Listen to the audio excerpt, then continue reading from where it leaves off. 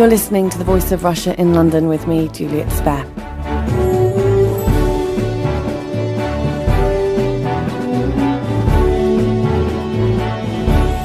The funeral of a 14-year-old girl from the UK called Hannah Smith has taken place today. Hannah's family say the young teenager took her own life because she was bullied online. Hannah's family say she endured months of torment on question and answer website ask.fm, which is a social networking site where users, who are predominantly teenagers, invite answers to questions from other users on the site. The users can choose to be anonymous. The Latvian-based social networking site has promised to help the police investigate the tragedy. It was due to publicise plans to deal with online bullying today, but has postponed the announcement until after Hannah's funeral. And another high-profile and tragic case has just emerged, and that's the story of Daniel Perry, who is believed to have taken his own life after a recording of him online was used to try and blackmail him. He received a message warning that he would be better off dead if he failed to pay up. An hour later, he committed suicide. Here to talk about the issues, the problems, and hopefully some of the ideas on how to prevent cyberbullying is Natalie Fasner, the ambassador of Beat Bullying, a UK charity that leads anti-bullying campaigns. And Natalie herself was a victim of cyberbullying. Also joining us is a former head teacher and chairman of the Independent School Council, Barnaby Lennon. Scott Freeman, founder of Cybersmile. And on the phone, Dr. Arthur Cassidy, a media psychologist and trolling expert for knowthenet.org.uk. Now, first of all, I'd like to ask you, Natalie, I've mentioned a couple of the high-profile cases. When you hear them, and especially the one of Daniel Perry this morning, how does it make you feel? It's really shocking to me. Like, a few years ago, those kids that have taken their life to being bullied, like, that could have been me. Like, my parents could have found me hanging off my wardrobe or something. Like, that's how badly I was bullied, and it's terrible that it's not getting better. It's only getting worse. More and more kids every year are taking their own lives, and nothing's being done to help prevent it or stop it. Could you, if you don't mind, share your story with us? Well, I was relentlessly bullied at school. Like, kids would try and shove me downstairs. They put gum in my hair. They'd spit at me. They'd give me racial abuse about the way I look. Like, I'm fat, I'm ugly and stuff. And then my parents bought a computer for me for my schoolwork. They got the internet, and everyone was like, you should get Facebook. And I made a Facebook account, and Facebook led to getting a Formspring account, which is the equivalent of Ask.fm. And then people would send me anonymous messages on Ask.fm, like, kill yourself, you're ugly, the school will be better off without you. And similar insults that Hannah got, like, get cancer and die, drink bleach and stuff like that. And it was heartbreaking. Because it was happening online to you and you were using the computer after school, were you able to talk about this with your parents, or did you sort of internalise it all because it was just on one screen in front of you? I made a huge mistake. I didn't tell my parents because I didn't want to make them worry. Like, as a normal kid, I kind of thought, I can deal with this, keep it to myself, keep my mouth shut, everything will be okay, it'll die down.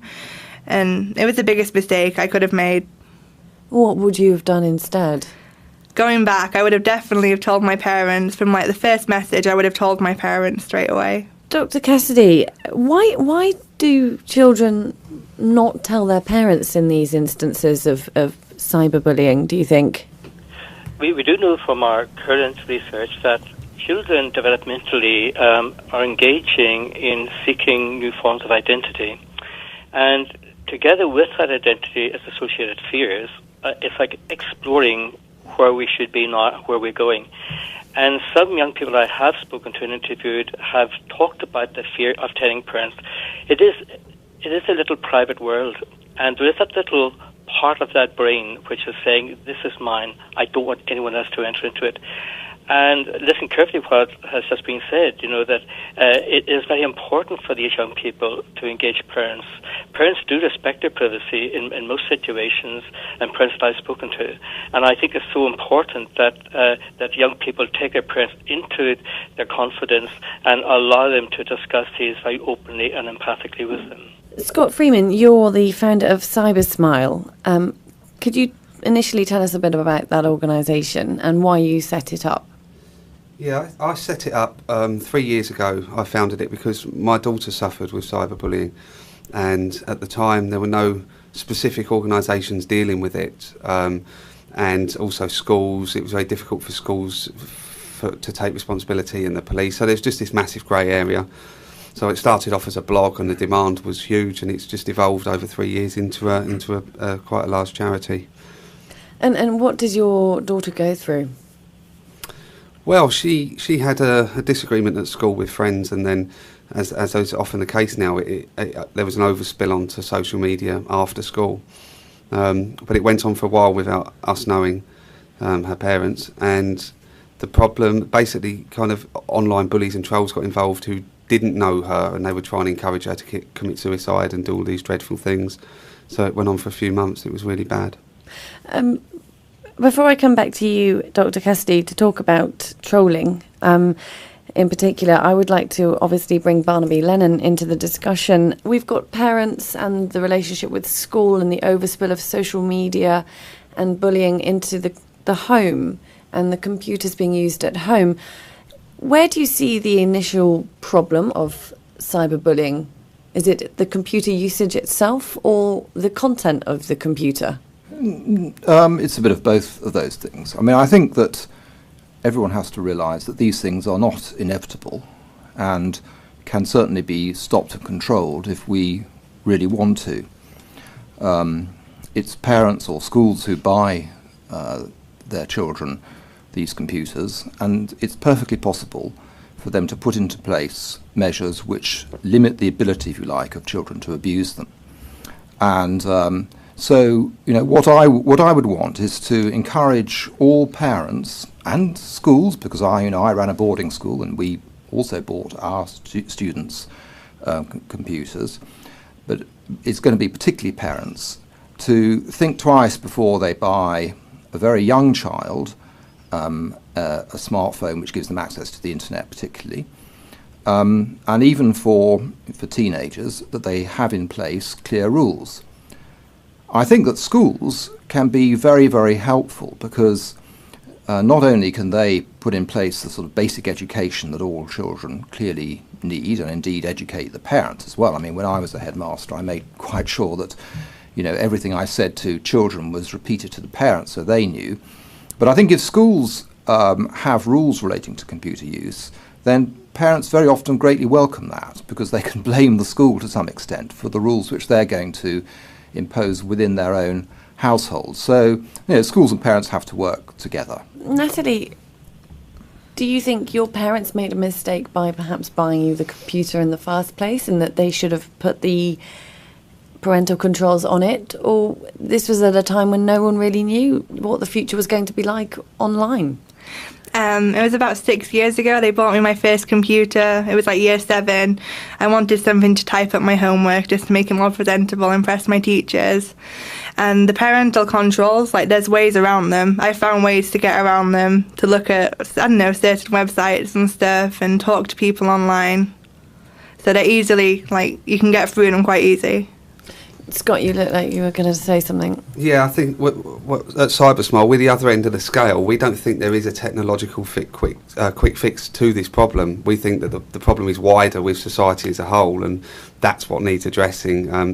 If you look at the where technology is and where teens are with technology, they run rings around their parents, trying to get the parents to enforce something that they don't fully understand. We think is a little bit difficult and unrealistic. But that's where Barnaby comes in, to say that this is where schools have a role to work with the parents and be that sort of shoulder for parents to lean on to enforce the level of understanding or control on these websites. I do think that schools can help parents to understand what the dangers are. I mean, a lot of parents are just very naive.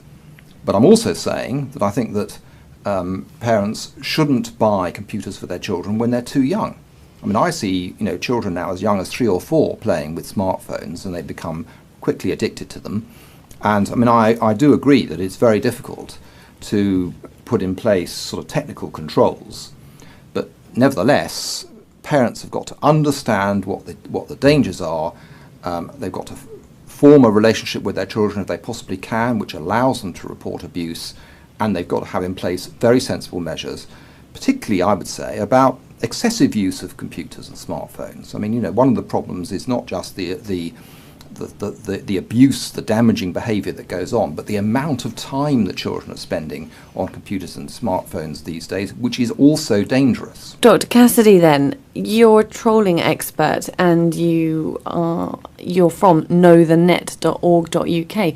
From what you've heard so far, what lessons could you give to people or to help parents understand the nature of social networking sites? Only a third of young people involved, we're talking about young teenagers, 12, 13 to 15, who experienced online bullying or trolling, reported it to a social network. Fewer than 1 in 5, that's 17% of teens, were only likely to tell a parent if they'd been affected. And only 1% of teenagers said that telling a teacher would be their first response to online bullying or trolling. Now, that presents several major psychological issues for us to investigate. There is, qualitatively, what we do know is that having interviewed several of these young people in focus groups, we do know that the reason why they don't want to report it is because of the technicalities involved. What is really happening here is that the moderatorship is far too slow. A report button or a abusive report button is really a starting point. It's nothing more than that. It may help towards clarifying some thinking and reasoning in a very structured, logical way as how we might work together, how government and schools might work together with these internet providers to provide a more succinct, a much more rapid, effective and sustainable response to this. What is needed is to have an independent monitoring body which will oversee the nature of comments which are going onto any social networking site. The formation of anti-troll school clubs, which we're discussing seriously here currently in Northern Ireland at the moment, with one of the charities I run in suicide prevention. Also, that the funders, i.e. the social networking people such as Facebook and Twitter and Ask.fm, these people there's a moral imperative here that they ought to be able to fund not only research but to form educational programs into educating parents on the technicalities and how to engage children in terms of socializing them into understanding what not to say and understanding social networking etiquette. And this is very, very important. If they were to employ an overseeing independent monitoring body that could be a combination of educators, psychologists, perhaps a counsellor and a social worker, people who have a deep, succinct interest in anti-bullying and anti-trolling, who are there to monitor this 24 hours a day and to provide immediate support and help and techniques to families and to young people who feel they're bullying. My own feeling is here that what we do need is to have pre-moderating of all comments. Now, I know there are other drawbacks to that, but only after a moderator approves the comments, then it could be posted. But then that will also contravene other such things as free speech. So post-moderating of comments would eliminate the time lag, but still incurs the labour costs. But by looking at every comment, it sounds like a huge job. Yes. The realities are that might not be possible. What we have to do is to have a clear rethink about how do we go about separating and filtering those which fit into the category of trolling behaviour and cyberbullying in contrast to those which are not. And because we do know, and I can tell you from our own research, that a troll will want to get psychological payoffs. What trolls set out to do, they engage in these pithy put-downs, name-calling and insults, emotional rants, bullying and harassment. What they get out of this is simply attention and recognition, even if it's negative.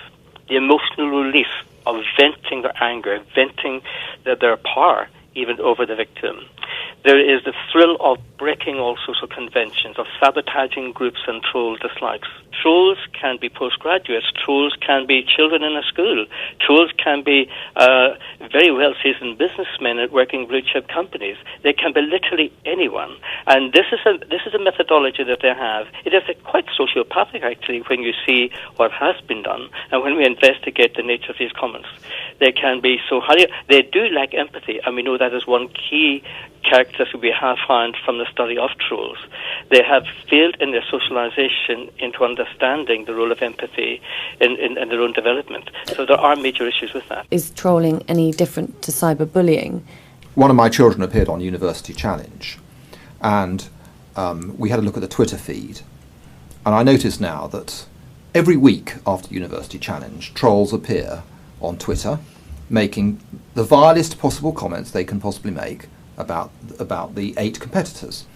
That is cyberbullying. I mean, there is, in my view, no distinction between the two. And the problem is that once these things start appearing, what can one do about it? There isn't a quick fix reporting system with Twitter. I entirely agree with Dr. Cassidy. What is needed is a far more efficient reporting system with all these sites, and then they need to invest a lot more money in the moderation of the comments that are made. I mean, these companies have been set up to make money through advertising, and they've jolly well got to pay the price for proper, effective moderation of the comments that are going on their sites. So, yes, that differentiation between trolling and the bullying, cyberbullying, do you think they're the same thing? I think they're the same thing, in my opinion. But I think a troll is more constant, persistent. Trolls are usually more persistent. They'll create an account and they'll post vile stuff just on that account. It won't be them. They'll think of a made-up name, and that will be their account, so no one can recognize them. That has the effect on someone as much as being bullied online with the words that other cyberbullies used, or is it the sort of anonymity that makes it worse? The anonymity ought to be banned, really, and this would be something should be given serious educational and academic consideration, because if we are to engage with social networking proprietors to help them to understand the nature of anonymity and how psychologically destructive that can be in possibly contributing in a very significant way exclusively to the death of young people, I think we've got to take this anonymity to a much more higher level. Go on, Scott. Yeah, can I just say that all the different talk of anonymity being controlled, policing and restricting, that they are all the contributing factors that stop the children getting the help they need. Because what wasn't mentioned earlier in the research is that what we found is the biggest reason for children not telling their parents is because they're scared of their parents taking their laptop from them or closing their Facebook account, or because they're scared of losing their privileges. That's the biggest reason people don't tell their parents. And when children hear restrict this, stop this, police this, it stops your children telling you what's happening. That's not. We don't feel at CyberSmile that's the way forward. It's all about making the children feel like they can talk to you and dealing with the fact that the entire society has learned. Our children have learned behaviour that it's okay to be hateful because they've seen it in the media. They've seen comments in the media that are hating about the media. And it's just become learned behaviour. It's now a bit acceptable to be hateful, and it's going to take 2 generations to fix that. Natalie, you were nodding your head there in agreement with Scott about the sort of hatred within society, and you'd suggest that was more of a problem that needs dealing with than necessarily, like Scott says, putting certain policing and controls in it, because at the end of the day, like you also said, teenagers are run rings around their parents in terms of what's technologically available anyway.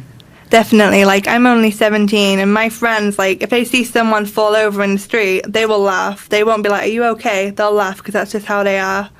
Or if they see someone who looks weird in public, they'll take a picture and they'll post it on Facebook or Twitter with something nasty. Kids today are so desensitized by everything that they just don't know. Some kids don't really know what bullying is anymore. But you're 17, and so in this panel you're our youngest member. Why? What sets you apart? How is it you can see this? Is it your prior experience as someone who was bullied online? Definitely, and because it's my generation as well. Like, I went all the way through secondary school. I saw all the nasty things, the horrible things that people would do, and I don't know, it's terrible. It's much worse than it was like 40 years ago. Like, if you were at school, you'd get bullied, you'd go home, and that would be it. But now it follows you home, it follows you everywhere. Bonner, you agreeing? Well, yeah, I mean, I do agree with that, but I think another point I want to make, and that is that we want to try and put into place systems which make young people think twice before they do start bullying other people on the internet. They've got to feel that there is a certain amount of risk attached to it. I mean, I've worked all my life teaching teenage boys, and teenage boys are very poor at appreciating risk, actually, in all sorts of areas of their life. I mean, their brains are still developing. And one has to constantly emphasise, in all sorts of areas of life, that if you do this, it can lead to that. If you misbehave on the internet, you will lose your computer, or it will be tracked in some way. It can be tracked technologically. And so, you know, I'm all in favour of, particularly the companies that are involved in all of this, putting in place measures which encourages people to believe that they are being watched and that there'll be repercussions if they do the wrong thing. But I think we have to, or it should be possible to strike that balance between you're being watched and the not too many restrictions, because that encourages youngsters to go the other avenue and perhaps find another way round, which I suppose, Natalie, you would agree with, that they won't stop at anything. They won't stop. No. If you look at the campaigns with drink driving and AIDS, both successful campaigns of changing opinions and behaviour. And that is not through, for instance, drink driving is not through the driving ban. That's because it was made to be taboo, and you shouldn't do it. And I think the important thing is to make not bullying cooler than bullying, and then you will be getting somewhere, not restricting it. You need to get support from the teens, from the people that are involved, and educate them, show them the damage it's doing, show them some first-hand accounts of the victims and the victims' families who have tragically committed suicide. That's what we do in our workshops, and the impact it has on these teens. It makes them realise the damage they're doing. The problems with the internet is the disattachment. It's the disattachment from reality. So there is no empathy kicking in because they think they're dealing with real feelings and not cyber feelings. So that's what needs to be done. And I'm really interested in just getting a bit more from you as to how at 17 you've come from being bullied and can now be an ambassador for a campaign group like Beat Bullying. Can I say my opinion of what I think schools should do? Please. Just like we have like life education, like PSHE lessons, there should be lessons on how to use the internet correctly. It may sound really stupid, but I think maybe one lesson a month could really help young people, like what you should do online, what you shouldn't, how cyberbullying affects people.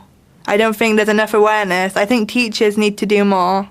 Not just like teaching, but I think if teachers create like a relationship with their students will feel more comfortable talking to them. But teachers need that guidance initially, which is where I guess what you were saying, Dr. Cassidy, of having schools, education, psychologists and an overarching group to advise. Yes, what I have advocated for several years now is that in order to make a breakthrough here, and I'm listening very carefully and endorse what both Natalie and Scott have said, we have to establish, first of all, anti-troll school clubs in schools and colleges and even at university level, because that has to be taken much more seriously. And I think we have to inform and educate so that this becomes part of the socialization process into higher education, moving right through the early stage from primary right through to secondary and comprehensive right through the system. Because the young people that I have worked with and young people I taught in universities, for example, are saying the exactly same thing. There is a paucity of knowledge about how to deal with this. And I feel that what we have to do here is to establish a very sound educational initiative here that is going to actually work. I would really love to see a GCSE subject here in an A-level subject or an AA subject which really engages young people to understand the whole nature of risk behaviors on the internet, because they're still developing from early to late adolescence and trying to negotiate that developmental pathway. And part of doing that is to support headmasters and teaching staff, which need far, far more support, both emotionally and financial, in order to attain and maintain those standards of teaching in information technology. That would be my particular view at the moment. Barnaby, I'd like to hear from you, really, because Natalie's mentioned the role teachers have to play. How much more support can they be given, and how much should they take on their shoulders? Yeah, I think the trouble is that one can exaggerate the role of education and of schools. I mean, when I was a teenager, the great campaign was to stop us all smoking, and we had monthly lectures about the damage that smoking was going to do to us. And actually it didn't work.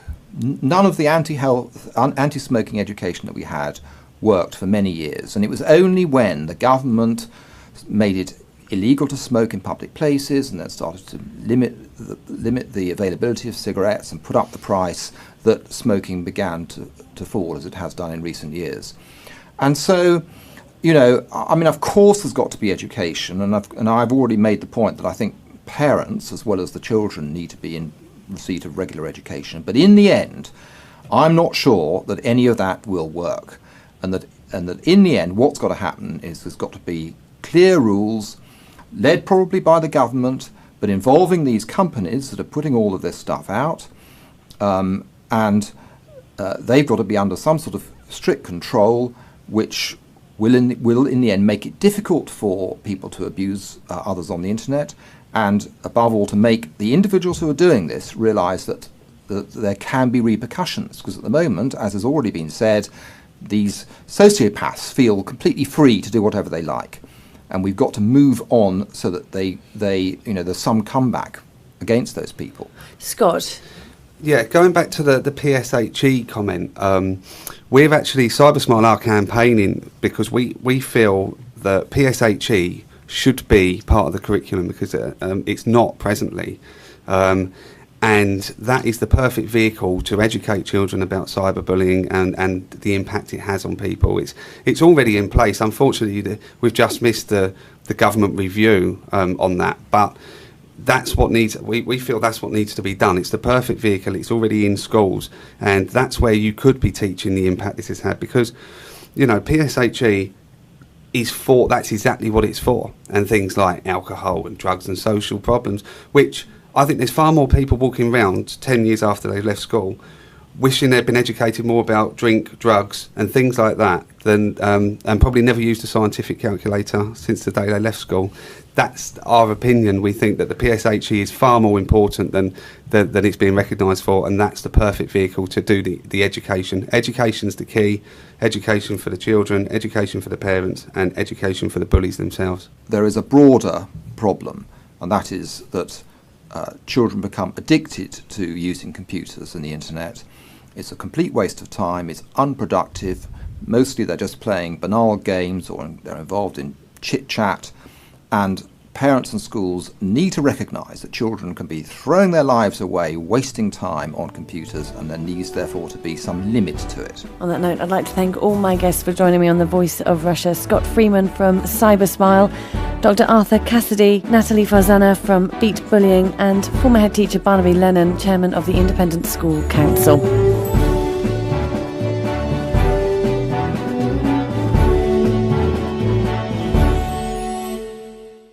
The announcement until after Hannah's funeral. And another high-profile and tragic case has just emerged, and that's the story of Daniel Perry, who is believed to have taken his own life after a recording of him online was used to try and blackmail him.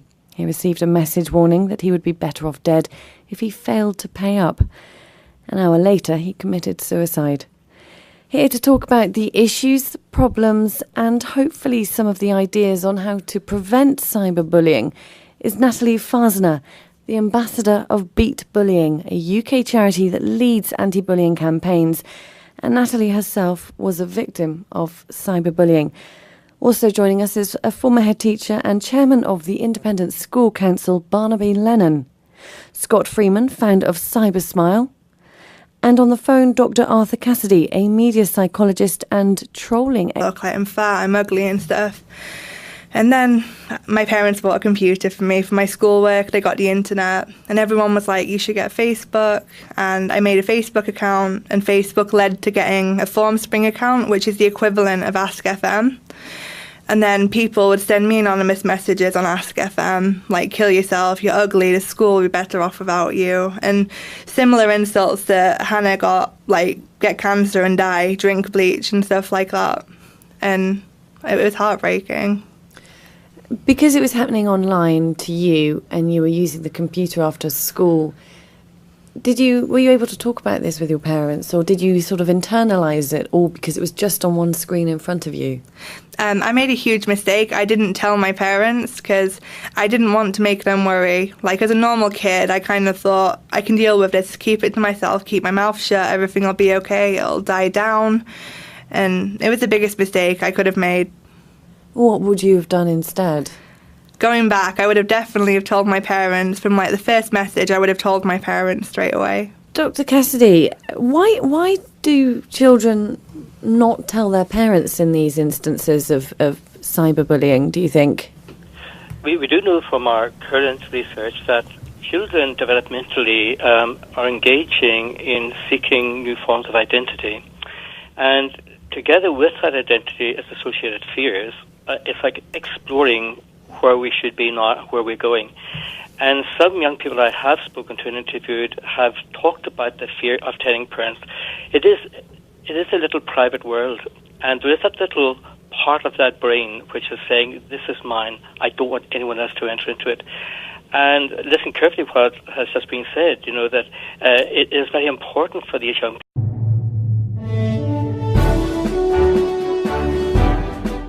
You're listening to The Voice of Russia in London with me, Juliet Spare.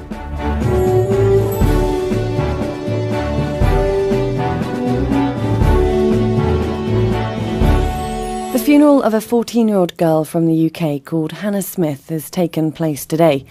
Hannah's family say the young teenager took her own life because she was bullied online. Hannah's family say she endured months of torment on question and answer website ask.fm, which is a social networking site where users, who are predominantly teenagers, invite answers to questions from other users on the site. The users can choose to be anonymous. The Latvian-based social networking site has promised to help the police investigate the tragedy. It was due to publicise plans to deal with online bullying today, but as per expert for knowthenet.org.uk. Now, first of all, I'd like to ask you, Natalie, I've mentioned a couple of the high-profile cases. When you hear them, and especially the one of Daniel Perry this morning, how does it make you feel? It's really shocking to me. Like, a few years ago, those kids that have taken their life to being bullied, like, that could have been me.